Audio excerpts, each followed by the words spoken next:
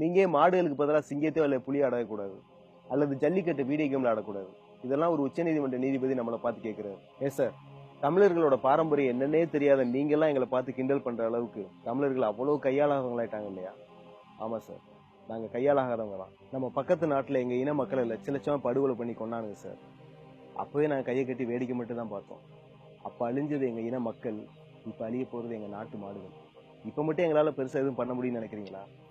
இல்ல சார், கையை கட்டி வேடிக்கை மட்டும் தான் சார் பார்க்க முடியும். சிங்கத்தை அடக்கி காட்டு அப்படின்னு உங்களோட முட்டாள்தனமான கேள்விக்கு நாங்களும் உணர்ச்சி வசப்பட்டு சிங்கத்தை கொண்டு வா, நாங்க அடக்கி காட்டுறோம் அப்படின்னு சொல்றதுக்கு நாங்க ஒன்னும் முட்டாள்கள் கிடையாது சார். ஆனா ஒரு காலத்துல எங்க ஊர் பெண்கள் முறத்தால புளியை அடிச்சு வரன சம்பவங்கள் சரித்திரத்தில் இருக்குங்கிறத நீங்களும் மறந்துடாதீங்க சார். அது மட்டும் இல்லாம நீங்க சொன்ன அதே சிங்கங்களோட எண்ணிக்கை ஒரு காலத்துல பல லட்சங்கள், ஆனா இப்போ சில நூறுகள். அதே மாதிரி நிலைமை எங்க நாட்டு மாடுகளுக்கு வரக்கூடாதுன்னு தான் சார் இந்த போராட்டமே. எனக்கு உங்க அளவுக்கு உலக அரசியல வரலாறு தெரியாது சார். எனக்கு தெரிஞ்சது கொஞ்சம் சயின்ஸ் மட்டும்தான். அதுல இருந்து ஒரு சின்ன கதை மட்டும் சொல்லி ஆசைப்பட்டேன். ஒரு 40,000 யானைகளை படுகொலை பண்ணிட்டு மனிதனை கத்துக்கிட்ட பாடம் அது. நம்ம பேசிட்டு இருக்க இந்த நேரத்துல பூமியில சுமார் 3க்கு 2 பங்கு நிலங்கள் பாலைவனமா மாறிட்டு இருக்குன்னு நம்மள எத்தனை பேருக்கு சார் தெரியும்?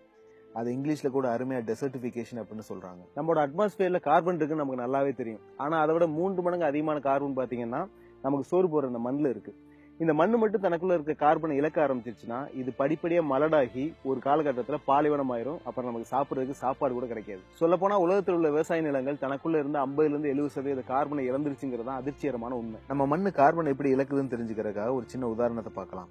உங்க வீட்டுல உள்ள ஒரு இடத்துல மரம், செடி, கொடி மாதிரி மண்ணுக்கு ப்ரொடெக்ஷன் லேயரா இருக்க எதுவுமே இல்லாத ஒரு பொட்டல் நிலம் இருக்குன்னு வச்சுக்கலாம். இப்ப அந்த நிலத்துல மழை பெஞ்சிச்சுன்னா அந்த மண்ணு மழை தண்ணி உள்ள இழுத்து வச்சுக்கும் இல்லையா? அப்புறம் மழை விட்டதும் கொஞ்சம் கொஞ்சமா மண்ணில் இருக்க தண்ணி ஆவியாகி மேலே போயிடும்.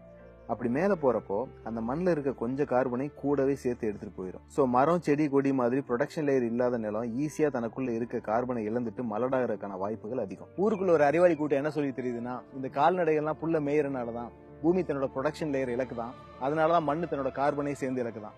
பேசிக்காவே இந்த கால்நடைகள் தான் இந்த டெசர்டிபிகேஷன் காரணம் அப்படின்னு சொல்றாங்க. ருடிஷியா அப்படிங்கிற நாட்டுல மண்ணு அதிக அளவு டெசர்டிஃபை ஆயிட்டு இருந்திருக்கு. இதுக்கு காரணம் அந்த நாட்டில் உள்ள கால்நடைகள் தான் அப்படின்னு முடிவு பண்ணி ஆலன் சேவரி அப்படிங்கிற பயாலஜிஸ்ட் ஐடியா கேட்டு அந்த நாட்டில் உள்ள 40,000 யானைகளை சுட்டு கொண்டாங்க.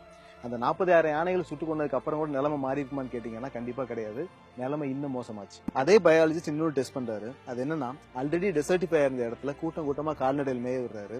அப்படி மேய விடுறப்போ அவர் ஐடென்டிஃபை பண்ற ஒரு முக்கியமான விஷயம் என்னன்னா, ஆல்ரெடி டெசர்டிஃபை ஆயிட்டு இருந்த நிலத்துல மறுபடியும் செடி, புல்லெல்லாம் வளர ஆரம்பிச்சிச்சு. காரணம் என்னன்னா, இந்த ஆடு மாடுகள்லாம் நடமாடுறப்போ அதோட கழிவுகள், அது கிளப்பி விடுற தூசி, இந்த மாதிரி விஷயங்கள் எல்லாமே அந்த மண்ணுக்கு ஒரு ப்ரொடெக்ஷன் லேயரா அமைஞ்சிச்சு.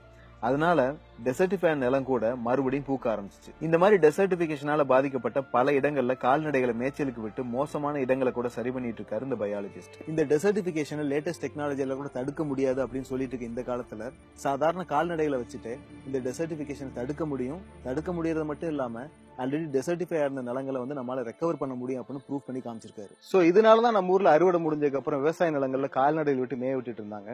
ஆனா இப்ப நம்மளோட சுயலாபத்துக்காக விவசாயத்தை அழிச்சிட்டு இருக்கோம், கால்நடையில அழிச்சிட்டு இருக்கோம். சோ நமக்கான அழிவை நம்மளே கடைசியா தேடிட்டும் இருக்கோம். ஆனா ஒண்ணு சார், மனித இந்த மாதிரி முட்டாள்கள் இனம் வேற யாருமே கிடையாது. நல்லா இருக்க பூமி எப்படி பாலைவனம் ஆகாம தடுக்கிறதுங்கிறத யோசிக்கிறத விட்டுட்டு பாலைவனமா இருக்கிற மார்ஸ்ல போய் எப்படி செட்டில் ஆனுங்கிறக்கா ரிசர்ச் எல்லாம் பண்ணிட்டு இருக்கோம். இந்த கதையெல்லாம் நான் ஏன் சொல்றேன்னா சார், அந்த 40,000 யானைகள் செத்ததுக்கு தான் ஒரு முக்கியமான காரணங்கிற குற்ற உணர்ச்சியில அந்த பயாலஜிஸ்ட் வாழ்ந்துட்டு இருக்காரு. அதே மாதிரி நீங்க மட்டும் ஜல்லிக்கட்டு நடத்துறதுக்கு எங்களுக்கு அனுமதி தரலைன்னா எங்க நாட்டு மாடுகள்லாம் கண்டிப்பா அடிமாடுகளா தான் ஆகணும். எங்க நாட்டு மாடு இனமே அழிஞ்சிடும். எங்க இன மக்கள் வேற மண்ணில தான் அழிஞ்சாங்க.